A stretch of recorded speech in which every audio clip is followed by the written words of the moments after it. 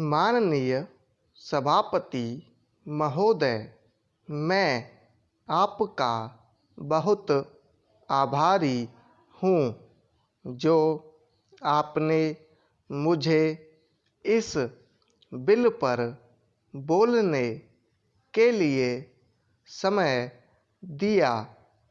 यह जो बिल सहकारिता समिति को एक समिति में भेजने का निश्चय किया गया है, जिस पर कल से बहस हो रही है, उस पर मैं आपके आदेश से कुछ कहना चाहता हूँ।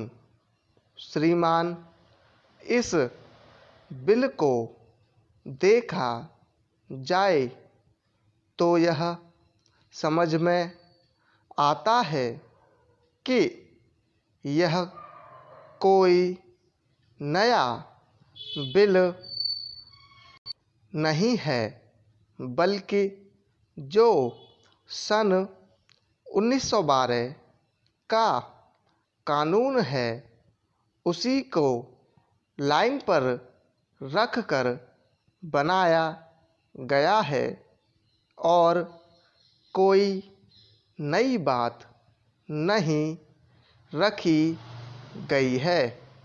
श्रीमान, इसमें सहकारी खेती की बात रखी गई है।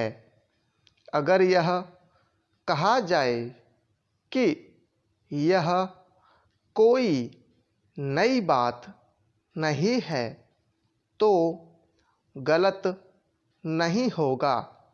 जहाँ तक सहकारी खेती का संबंध है तो उसकी तरफ जनता और विशेषकर किसानों का बिल्कुल कोई झुकाव नहीं है और उनका झुकाव न होने के कारण उन्होंने उसे उस सीमा तक नहीं अपनाया जितनी सरकार को आशा थी।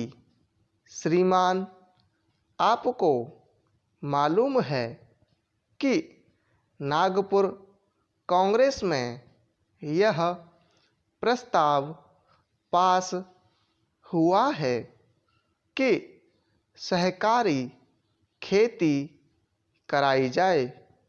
पूरे देश में इस समय इसका जोर चल रहा है और इसको लाने के लिए न मालूम इसके कितने रूप रखे गए हैं।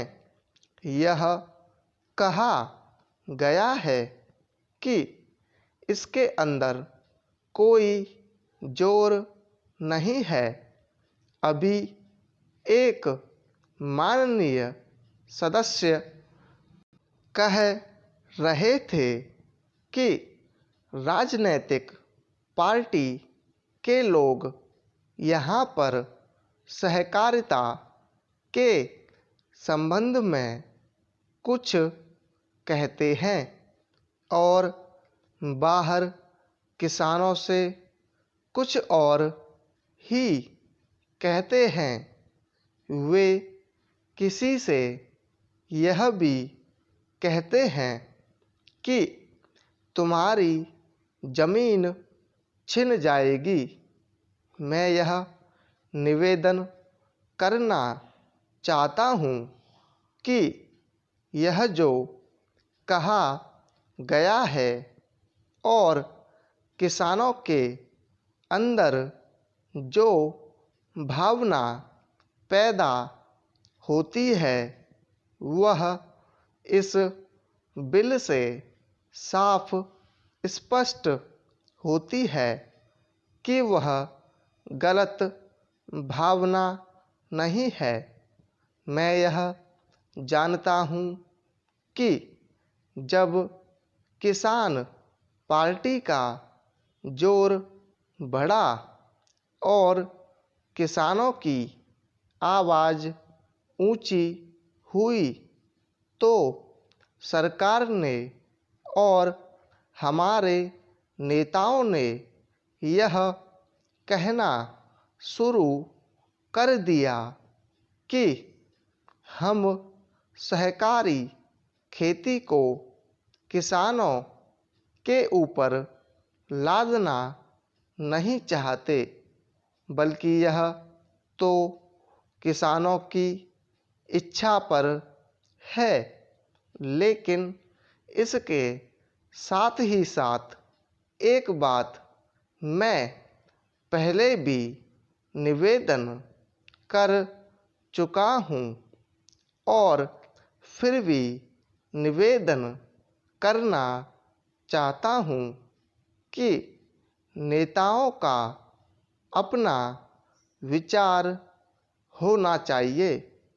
किसी सभा में जब यह कहा गया कि यह जो सहकारी खेती शुरू की गई है यह तो अंत में सामूहिक खेती की तरफ ले जाएगी,